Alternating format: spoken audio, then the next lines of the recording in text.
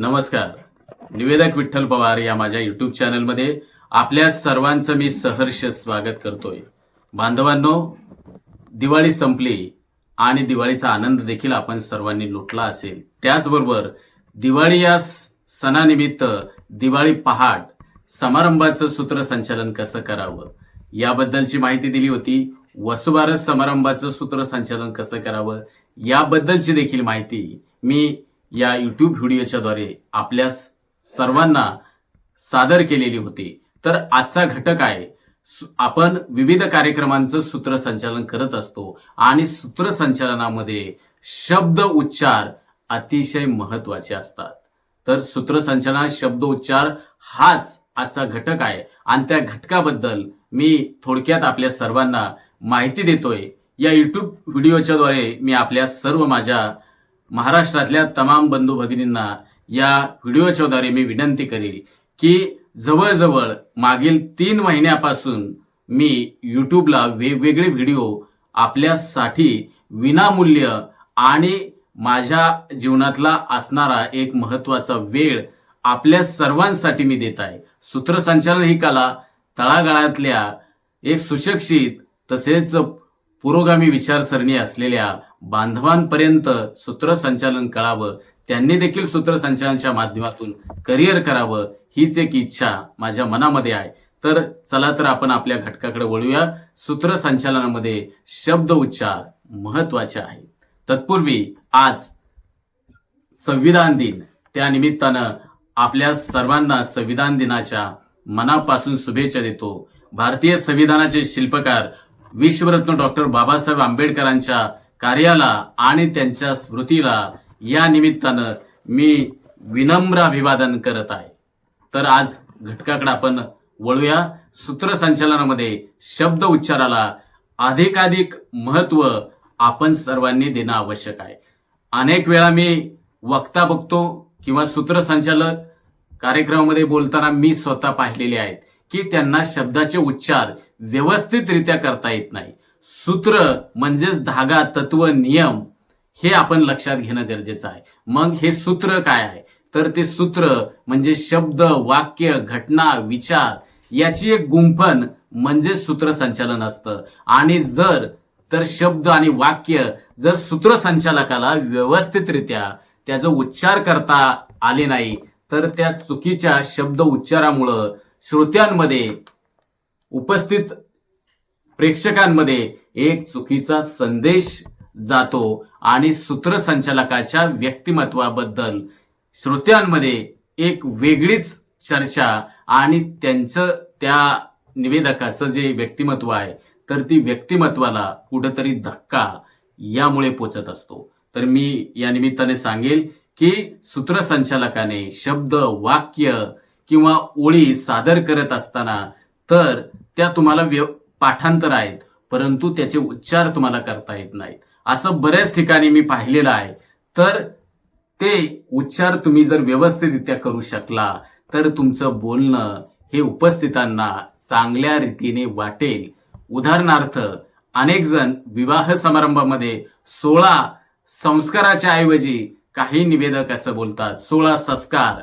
तसेच एका कार्यक्रमाला मी प्रमुख पाहुणा म्हणून उपस्थित होतो. त्या ठिकाणी सूत्रसंचालकाने सुविचाराबद्दलचा असणारा त्यांनी वाक्य एक व्यवस्थितरित्या त्यांनी सादरीकरण केलं, मात्र त्यातला जो शब्द होता सुविचार, त्यांनी सुविचार असा त्याने उच्चार केला. त्यामुळे ते जे वाक्य होतं त्या वाक्याचा अर्थ बदलला आणि श्रोत्यांमध्ये लगेच चर्चा झाली की या सूत्रसंचालकाला व्यवस्थितरित्या बोलता येत नाही, त्याला व्यवस्थितरित्या शब्दांचा उच्चार करता येत नाही.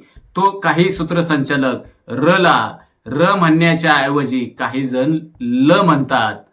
तर हे जे अशुद्ध उच्चार आहेत त्या अशुद्ध उच्चारामुळे तुमचं शब्द, वाक्य पूर्णपणे बिघडतं आणि त्या वाक्याचा अर्थ देखील बदलून जातो. तुम्हाला जे सांगायचंय ते तुम्ही श्रोत्यांपर्यंत शब्द उच्चार व्यवस्थितरित्या न आल्यामुळे श्रोत्यांपर्यंत तुमचे विचार, तुमच्या भावभावना तुम्हाला मांडता येत नाही.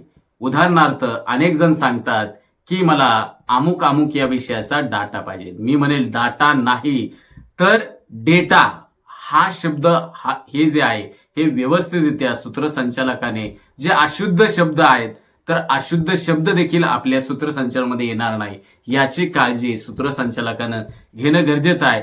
जर असे शब्द उच्चार व्यवस्थितरित्या जर सूत्रसंचालकाला जर यायचं असेल आणि त्यांनी व्यवस्थितरित्या शब्दांचं सादरीकरण त्याला करता यायला हवं तर त्याने काही गोष्टी लक्षात ठेवणं गरजेचं आहे. त्यातील प्रामुख्याने मी गोष्ट सांगेल की जे सूत्रसंचालक कार्यक्रमाची जो स्क्रिप्ट तयार करतो तर ती स्क्रिप्ट त्याने स्वतः लिहिलेली असावी, म्हणजे कोणता शब्द काय आहे हे सूत्रसंचालकाला माहिती होईल. तसेच या निमित्तानं जे अवघड शब्द आहेत, जे अवघड शब्द सूत्रसंचालनामध्ये उच्चारण करत असताना ते चुकतात, मग असे अवघड शब्दांचा वारंवार त्याचं उच्चारण सूत्रसंचालकानं जर केलं तर त्याचे उच्चार व्यवस्थितरित्या अचूक सूत्रसंचालकाला निवेदनामध्ये करता येतात. तसेच कोणत्या शब्दाचे कोणते उच्चार असतात हे सूत्रसंचालकाला जर माहिती करून घ्यायचं असेल तर प्रत्येक सूत्रसंचालकाने मी म्हणेल की त्याने मराठी विश्वकोश एक छोटासा 250-300 रुपयाचा विश्वकोश स्वतःजवळ ठेवणं गरजेचं आहे. एक प्रायमरी शब्दकोश असतो, मराठी शब्दकोश आहे, तर त्या मराठी शब्दकोशामध्ये शब्द आणि त्याचे उच्चार काय आहेत हे जर तुम्ही पाहिलं तर तुम्हाला देखील लक्षात येईल की अमुक अमुक या शब्दाचा अमुक अमुक हा उच्चार आहे हे सूत्रसंचालकाला माहिती होईल. त्यासाठी सूत्रसंचालकांनी या व्हिडिओच्या द्वारे मी एकच सांगेल की तुम्हाला शब्द, वाक्य, तुमचे विचार, एखादी घटना तुम्हाला जर व्यवस्थितरित्या मांडायची असेल, तुमचं सूत्रसंचालन प्रभावी व्हायचं असेल तर सूत्रसंचालकांनो तुम्हाला शब्दाचा उच्चार व्यवस्थितरित्या अचूकरित्या तुम्हाला करता यायला हवं. हेच आजचा घटक होता आणि या शब्द उच्चारामुळं तुमची जी मौखिक जी तुमचं जे बोलणं आहे, निवेदन आहे, तर ते निवेदन सुंदर होण्यास, निवेदनाची उंची वाढण्यास यामुळे मदत होणार आहे आणि त्यामुळे तुमच्या व्यक्तिमत्वाला म्हणजे निवेदनाच्या अंगाला, निवेदकाच्या अंगाला, एक व्यक्तिमत्वाला एक साजेसं रूप यामुळे मिळणार आहे.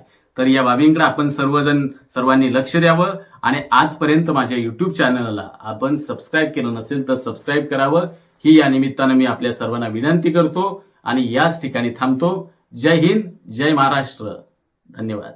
आमच्या चॅनलवर नवीन असाल तर सबस्क्राईब बटनावर क्लिक करा आणि बेल आयकॉन प्रेस करा.